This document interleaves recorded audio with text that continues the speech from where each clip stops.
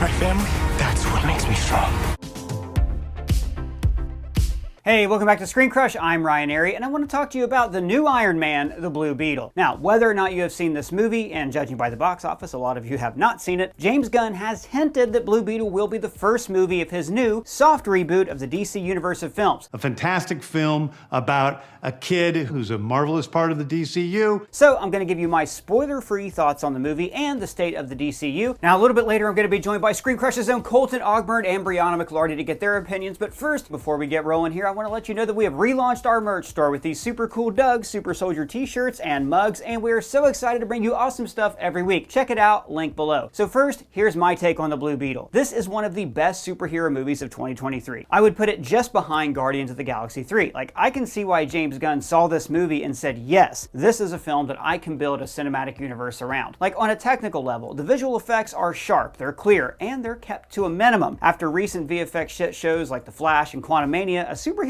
film that saves the VFX for important moments is a breath of fresh air. I also love the synthesizer-heavy score composed by the Hacks and Cloak. Also, the movie gets brilliant performances from its entire cast. It's funny, Susan Sarandon chews up scenery really well, but mostly, I love that this movie is giving us a kind of superhero movie we have not seen before. See, this is where I think the trailers and the marketing really failed this film. They made it seem like a pretty typical superhero film with an origin story. It's called The Scarab. And like a looming threat. We are going to change the world with the power of the Scarab. Blah, blah, blah. Nothing wrong with all those tropes, but you know, we've seen them before. But where the movie really excels is that it subverts a lot of those same tropes by putting Jaime's family in the foreground. Usually, superheroes don't have families, or if they do, they're just like one or two people, or they're orphans, or they have an evil uncle, or something like that. But this film is steeped in Mexican-American culture, with tight bonds and large families being a mainstay of that same culture. So early in the movie, the villain tells Jaime that his family is his weakness, and then the movie proves that they're his strength. So I'll compare this movie to, say, Spider-Man, because the heroes are similar. Like Jaime, Peter Parker is in school. He's also awkward, but he keeps his powers a secret. This is because Peter's powers are a metaphor for puberty.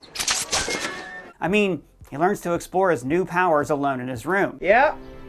Big change. Whereas Jaime's origin happens in full view of his entire family. His family are his partners in this movie. Everything he does in the movie is for them and for his community. We've just never seen a superhero movie that puts family first, and it was really fun and exhilarating. Especially all the stuff with Nana. If you've seen the movie, you know what I'm talking about. It's amazing. See, most superhero movies cut out the family because they could potentially weigh down the narrative with too many characters. But in this movie, family becomes its strength, just like it does for Jaime. There is an incredibly touching moment in this film after Jaime gets his powers when George Lopez's character, Uncle Rudy, says not to call the cops because they would ask for documents of the family. Like, it's a tiny moment that actually hits very close to home for thousands of people, with so many families every day facing the threat of being split apart by men with guns. There's also a sequence in this movie that is brutal and hits that particular nerve so well. I saw the first showing of the movie with a large crowd of Hispanic Americans, which was awesome. The crowd laughed at jokes that I did not get and had to look up later, and during that one particular scene I just talked about, they were dead quiet. It's a very emotional scene. This movie is not only funny, but it really gets you in the heart. This is also the first superhero film headlined by a Latino hero, played by Cobra Kai's Xolo Maridueña. You know, this guy. It's not lame-ass karate.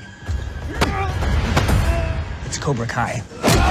So the character's Mexican-American heritage is also an important part of the film, just like the history of Black Americans was key to Black Panther, although the racial subtext is a lot more subtle in Blue Beetle. The villain, Victoria Cord, is trying to steal the powers of the alien Scarab Beetle, while she's also using the alien immigrants around her. All of the Hispanic people in her life are servants, henchmen, employees. So the Scarab chooses to bond with Jaime because they're both types of aliens who are threatened in a scary new world. Now, this movie's probably going to bomb, despite being very, very good. It is projected to have a $30 million opening weekend against a $120 million budget. Now, I think that eventually people will come around to it. It's going to do well on streaming. The movie will make its money back. And if Blue Beetle appears in the movie Superman Legacy, then his next movie is going to be a massive hit. Wait, what do you mean? What's Superman Legacy? Okay, good question. So just to get some of you up to speed, DC has been trying to form their own answer to the Marvel Cinematic Universe for years. It got off to a pretty strong start with the Zack Snyder films and Wonder Woman, but then Warner Brothers re-edited the Justice League to make it into a lighthearted flop. And ever since then, every DC movie has been at war with other DC movies. The franchise is tonally inconsistent, with warlords like The Rock vying for control of the franchise. But then, James Gunn was hired to become the new Kevin Feige for the studio, relaunching the franchise with a Superman revival called Superman Legacy. As they're preparing to make that film, he has been left with a variety of finished DC films to release, most of which have bombed. Now, these movies have flopped for a variety of reasons. Some of them were bad, some of them starred extremely problematic people as their leads, but I think mostly the movies bombed because people felt like they didn't matter. Like, unfortunately, when it comes to comic book movies now, it's not enough to make a good movie. You have to also make the movie feel like it's a must-see event. Like, if you don't see Blue Beetle, you won't understand the next Batman movie. And that's one thought that I had. If they could have just squeezed in a DC cameo to get some buzz around this, I think the movie could have really taken off. Now, there is a mid-credits scene, which, like, if you know comics, you know sets up like a lot of exciting stories. But if, say, the new Superman, David Cornsweet, would have shown up, then people would have gone to see their first look at the new Superman. Like, I was very surprised Peacemaker didn't show up for a cameo. He is part of Jaime's origin in the comics, and the Peacemaker TV show is one of James Gunn's best Warner Brothers creations. I mean, given all that, I guess they could have just kept Henry Cavill in the Superman role and then used him for all these post-credit scenes, but, you know, we can't really judge the recasting until we see the younger Superman story that James Gunn is telling with his movie. Now, when James Gunn announced the first projects for the DCU, he said that they wanted to use the big legacy characters, Superman, Batman, Wonder Woman, to prop up the lesser-known heroes. And this is what Marvel Studios has done. They made Captain America into a household name so Falcon and the Winter Soldier could get spin-offs. Gunn has also announced a Booster Gold TV show, and that character and the second Blue Beetle were a team in the comics. So maybe he's also thinking that there's team-up potential for them in this new universe. But I do think that with a movie this good, DC should have waited just a few months to release it. Like, wait until the strikes are resolved. By the way, pay your writers and actors a fair wage. Wait until the strikes are resolved. Then have one of your new stars film a cameo for the movie instead of like dumping this wonderful film into the August black hole. But James Gunn did imply that Blue Beetle was the start of his new DCU. So now the question is this movie a worthy start to a new cinematic universe? Is this movie a good Iron Man for the DCU? Wait, are you saying this movie is as good as Iron Man? No, it's not better than Iron Man, but Iron Man also reinvented the genre. It gave us a hero who was really an anti-hero, a drunk playboy who had to learn how to be a hero, a guy who was too vain to even keep his identity a secret. I am Iron Man.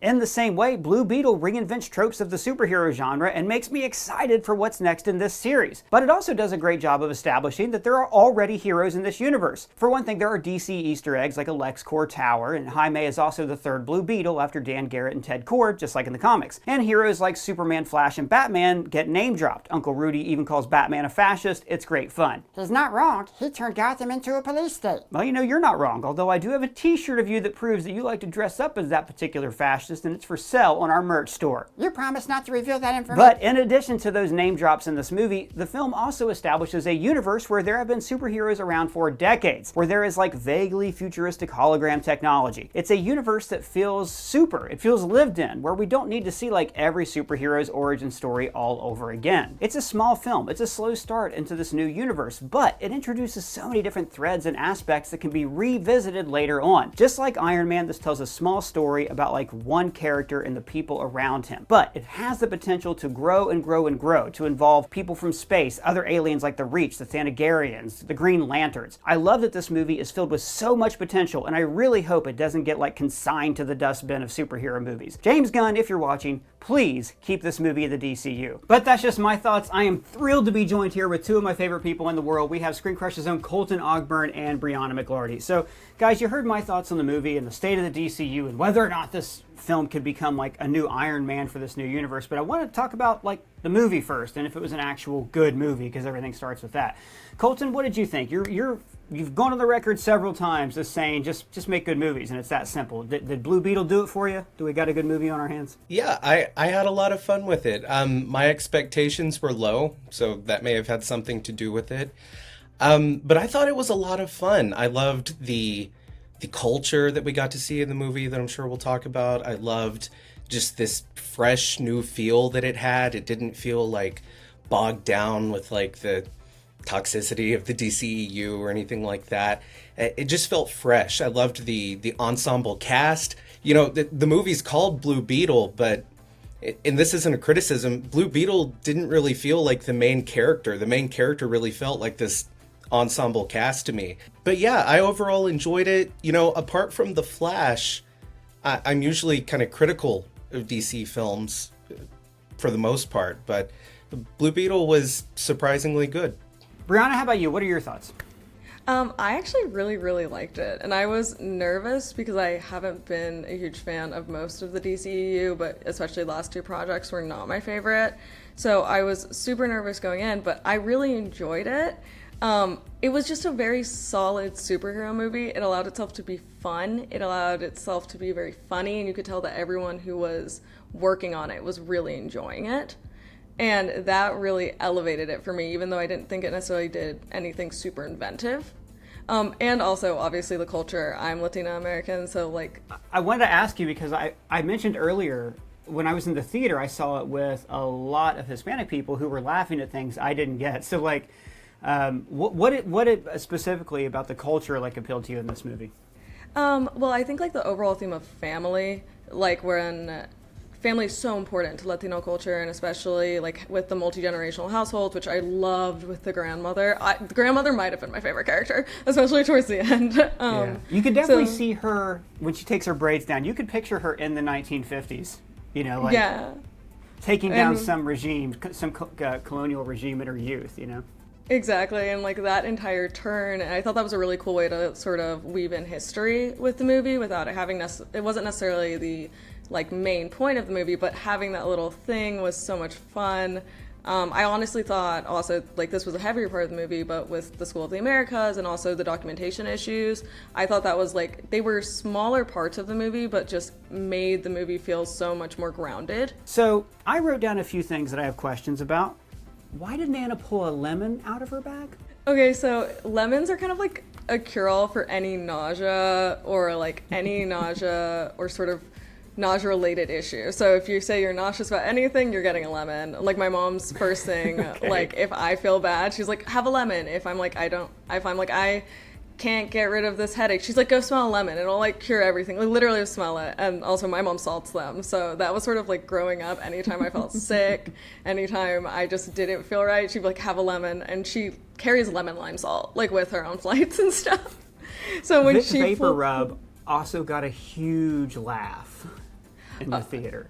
Yeah, it's another cure-all. If you don't feel good, especially like if you pass out or you just like feel lightheaded, Vicks Vapor Rub, it's coming out. It's like you will smell it. It like took me right back to my childhood. I saw it with someone who wasn't Latina, and she was like so confused, and I was like dying laughing. I like called my mom afterwards, and I was like, they kind of read us. I'm not gonna lie. So what is it about this movie do you think differentiates itself from what we've seen before? For me, I think it was the fact that, well, Shazam was sort of a different movie because it does feel tonally pretty different from The Flash and Black Adam. Shazam, I honestly just thought didn't have great writing. Like from just like a very basic script point, the writing felt almost like AI written in a lot of ways. It didn't really have anything that felt very genuine. Black Adam and The Flash for me felt unnecessarily serious at points and dark at points in a way that for me didn't really land, especially because I just think I wasn't like super invested in a lot of the characters anyway. So to sort of like start with characters I wasn't super invested in and then immediately it's sort of like heavier didn't really work for me. That's always kind of been my problem with the DCEU in a lot of ways.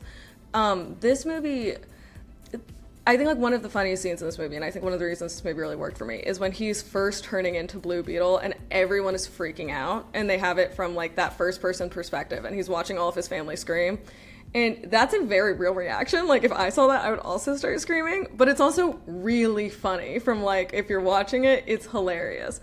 And just allowing itself to be sort of like take itself less seriously and be funny and just have a good time with it, letting him be like a 22-year-old who's going to say stupid stuff or can't make a move with the girl, or gets like even sort of like doesn't really know what's going on with the family and has just been kind of doing his own thing. I just think all of those things for me, you could just tell that it came from a more genuine place to me. Yeah, and I feel like a lot of movies in cinematic universes, right? Like the first few DCEU films had a tone that was dictated by The Man of Steel, by Zack Snyder's overall tone. And the same thing with Marvel films. You know, like once they realized Iron Man was a bigger hit than The Incredible Hulk, all the movies have followed the template of Iron Man. Whereas this movie seemed very unburdened by that. Maybe because the the studio didn't feel the need to get involved because it was originally going to be put on streaming. I don't know why or when in the process they made that change. But basically, when you're putting out a Blue Beetle movie and your budget's only $100 million, I think you get less interference and it lets people have a more creative voice. Colton, did you see a lot of aspects of that in this movie where it felt like unburdened by world building? Yeah, it definitely felt unburdened by, like you said, studio interference probably. And studio interference is a good thing sometimes, like when you're building a cinematic universe, it's necessary. But when you have a cinematic universe, you also risk studio interference to the degree that you have too many cooks in the kitchen, I guess. And that's definitely been a problem that DC has had. Another burden that this movie didn't seem to have that other DC films do is a lot of DC characters are godlike. That's kind of the difference between DC and Marvel. A lot of our DC heroes are godlike. Blue Beetle, like Spider-Man, really was a very human story. I mean, yeah, he has superpowers, but there were stakes. There was heart. There was loss, like with his they didn't have a good financial situation. You could feel the human stakes and you're able to relate to his character, whereas sometimes it can be harder to relate to a guy that can run at the speed of light or Superman can lift buildings. Blue Beetle, despite having this new suit and new powers, you're able to relate to him, especially because it's an origin story. And with origin stories, it's typically easier for you to relate with the character because you, along with the main character, are learning about this new world. But yeah, I think that it definitely benefited from not having too much involvement from all of these outside hands, but also not the burden of having to connect with like this big overall story, an overall story that was failing at the time. Because while this film will go into the DCU, it was made as a DCEU film. So I think it's definitely going to benefit from not having too many ties to the overall story, because now if it's successful or is received well, it can naturally migrate into this new universe without having like any contradictions or anything like that. I think that even if this movie doesn't like do well financially, even if it breaks even, James Gunn will bring it into his new DCU because one, it basically could have been a James Gunn movie. I mean, there's an afterlife scene, like Rocket and Lila in Guardians 3. It had a lot of heart, it had a lot of humor. There was the scene where he starts to make out with the girl. He gets interrupted. He has to cover up his crotch when he gets up. We know James Gunn loves that kind of humor. But just on the whole, I think exactly what you said. Like it name-checked a few superheroes, but it left it wide open. We all like the movie, right? So I'm sure we all want to see sequels and see the same creative team come intact. But Brianna, as far as like world building of a new universe, right? What we're starting with here, with James Gunn's DCU, is a world where superheroes have existed for a while. There's an older Batman whose son becomes Robin. And then we're introducing this movie, which is telling us that Ted Kord was the original Blue Beetle. I'm going to guess by his fashion choices in the 90s. There's a lot of like track suits that seem very 90s-esque to me. Do you think, Brianna, that we're better off with this universe that's lived in, or would you rather see Blue Beetle be the first film of like a brand new universe where like characters, all the big three are in their like 20s and learning how to get by?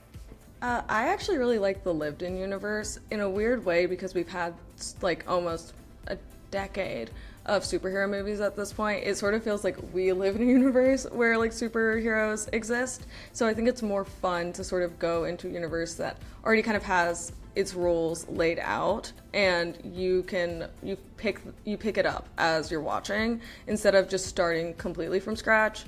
Also because we are so far along in the MCU, and that's not being completely restarted anytime soon.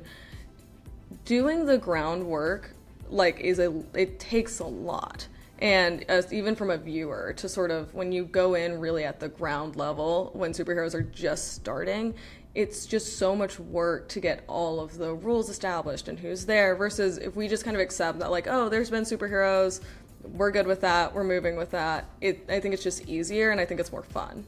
Colton, how about you? Would you have rather seen a hard reboot with like the Batman or something being the first film, or are you comfortable with like Because another weird thing is like Peacemaker is going to be in this universe, which opens up all these weird questions about, okay, well, was the Suicide Squad totally in this universe? Like, is that technically the first DCU film? If you're a continuity guy, this can get confusing. What are your thoughts on how well this will incorporate? Well, James Gunn has said that he had that interesting quote that said, Blue Beetle is the first character of the DCU, but that Superman Legacy is the first movie of the DCU. And I think I know what Slippier than a politician, that guy. It's like he talked about The Flash like it was the first movie, but it's not. It just starts what is going on? I think I know what he means. Superman Legacy is the first movie that is being produced as a DCU movie. He's actually involved with the production. Blue Beetle, if it sucked, if when he walked into Warner Brothers or the DC Studios or whatever, said, show me Blue Beetle, and it was just a dumpster fire, it would not be the first movie of the DCU. This movie was made as a DCEU movie, but he saw the movie, I'm assuming, and said, wow, this is great. I like this character. I like this actor. I want him in my universe. Maybe we can take this little part out or change this here, and it'll work just fine. So I don't think the original intention was for it to be the first movie of the DCU. It just kind of worked out that way. And to your point about The Flash, I think it was great, but others didn't, and it performed horribly. It's fine. It's okay. Yeah, no, I mean, and of course, it'll make its money back eventually. Yeah, and of course there's the Ezra drama and all of that. I think had the situation been different for The Flash could have had the opportunity to be a part of the DCU. We could have seen The Flash reboot his universe and it be the DCU universe, but James Gunn and all his wisdom decided against that, and it was probably a good decision. Blue Beetle, on the other hand, it's able to do that and work. You know, one thing that's really a shame, and I mentioned this earlier, I just want to circle back at your thoughts on it, is, you know, ever since Thor's hammer popped up at the end of Iron Man 2, right? Even more so than the Nick Fury cameo or the Robert Downey Jr. cameo in Incredible Hulk. But that Thor hammer really told us, okay, well, here's the next thing coming. You know what I mean? Specifically, it wasn't something ambiguous like Nick Fury talking about the Avengers. And now, you know, we all hang out to the post-credits to see what the setup is. And this movie gave a great setup for another Blue Beetle movie, right? Ted Kord, spoiler alert, Ted Kord's alive. Ted Kord's probably in space. The creator of the suit in the comics is this alien race called the Reach, and they're like, they were at war with the Guardians, the Green Lanterns, for so long that basically the two sides had to divvy up the universe into halves, you know? So he could be on Oa, which is the planet of the Guardians of the Universe who control the Green Lanterns, or he could be on Thanagar and setting up a Hawkman, Thanagarian Civil War, or Mars with Jean Jeans. There's like 100 things, if you're a DC fan, that post-credit scene could set up, but it's not going to do anything to get, you know, people butts in the seats for the next movie or see this. Like, whereas, had Batman shown up, had one of the big three shown up, it would have been so invigorating, you know? I said earlier, I think they should have sat on this movie for a little bit. Like, what's the rush in releasing it? What do you think, Brianna? I mean, do you think that the movie needed that little extra spice, or is it good as is? I think the movie is good as is. I'm glad they didn't bring anyone else into it, because I think I think that's where people feel more kind of superhero fatigue, in my opinion, is sort of where there's just a lot of cameos dropped in that aren't necessary. But I do agree with you that they should have sat on it for a while. And I think part of that for me is with the writer's strike and the actor's strike, it's just going to be a long time before we see any more DCU content, or a lot more DCU content. It's going to be delayed. And I think this movie is a good movie, and I think it's, you know, it's a small solid place to start, but when it's not going to be followed with things very quickly, I think it really runs a risk of getting lost, and people just kind of forgetting about it, even if it sort of ties in, and I think that's going to hurt the momentum of the kind of rebooted DCU. Yeah, I agree. And also I wonder if there's also just something refreshing about this, about not necessarily not setting up the next movie, but you know, the MCU has gotten it was getting complicated before we introduced the multiverse. And, you know, Colton, you've been on multiple videos here with us talking about how, you know, people can't seem to get over the fact there's a giant statue sticking out of the ocean. There's just so many different plates spinning in there at the same time. It was kind of refreshing just to have this one story and this one guy. And, Brianna, to your point, I love when you said that we've had superhero movies for so long, it feels like we just live in the same universe. So there's things like when George Lopez said Batman's a fascist, which mirrors like all of the think pieces about the Dark Knight, that we put out in the years following that movie. So in that way, it's almost like we are living in the same universe as these characters, and it's almost kind of nice to just go watch a movie, right? Colton, what do you think about that? Are you looking forward to a DCU unfettered by larger story? Yeah, I think that this movie, it would have been a horrible mistake to put in a post-credit scene with, I think, Batman or Superman, or definitely any like old post-credit scene that teased some DCEU continuation. The DC universe has to regain the trust of the audience. We have seen post-credit scenes like with Henry Cavill and Black Adam, stuff like that. They're just so empty now. And the MCU's not doing a great job with post-credit scenes either. They're teasing stuff that no one cares about, and then they don't even bother to follow up on it. So I think that the DC, or James Gunn, or whoever's call it was, I think it was a correct decision not to have anything other than perhaps a tease for a Blue Beetle sequel. Okay, last question for both of you. First, Brianna, is this movie, does it have the legs to be a new Iron Man? In terms of being a character like Iron Man, I would say no, because I think they're very different characters. I would say this is actually a lot more like a new Spider-Man. Instead of a new Iron Man. Because Iron Man, one of the reasons that I think he was like specifically a really good start to the universe is because he is so rich, and so that just like opens a ton of doors on what he can do. Like he's able to build an Avengers compound or an Avengers tower. This character is a lot smaller. He can't do all of those things, but he can be like a very kind of like almost like a friendly neighborhood Spider-Man, except it's a friendly neighborhood Blue Beetle, and he's just gonna run around El Palmetto and have fun. And I think I really like that, but I can't say he's like the new Iron Man. It feels too different for me. Is he a character then that you would be excited to see other DC characters cross over with? Because that's part of the fun of Iron Man. Okay, absolutely. Okay, absolutely. Colton, what about you? Do we have a new Iron Man on our hands? I think the comparison of Iron Man and Blue Beetle is that's a great parallel, because really Iron Man before the MCU, I would argue he was a B-list, C-list maybe type of hero. If you read comics, you knew him, or maybe if you watched the cartoons as a kid, you might know about Iron Man, but really he was just a not well-known character. The same for Blue Beetle, to probably an even larger extent. Nobody knows who Blue Beetle is. So if your question is, does he, like Iron Man, have the potential to become a character that everyone knows, Blue Beetle? I mean, we'll just have to see. It depends on the success, really, of the DCU and the Blue Beetle franchise as a whole.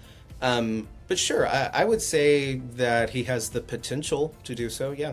Okay, well, guys, that's our thoughts. Colton, where can the people find you? You can find me, unfortunately, on Twitter at Colton Ogburn, or X, or whatever it's called. And you can find me here on ScreenCrush. Brianna, where can the people find you? You can find me on Instagram or TikTok at Brianna T. McLarty, and then I'm also here working behind the scenes, writing and editing.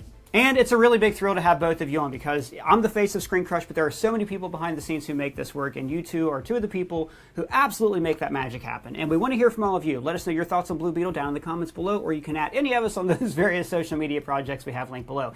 And if it's your first time here, hey, welcome to the channel. Please subscribe, smash that bell for alerts. For ScreenCrush, I'm Ryan Airy.